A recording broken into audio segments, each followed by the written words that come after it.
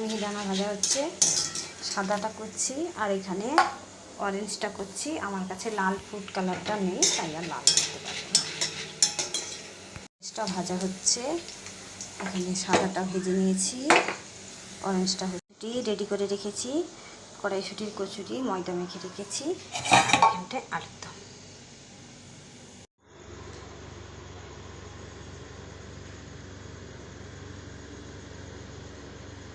কড়াইশুঁটির কচুরি, বোঁদে আর আলুর দম।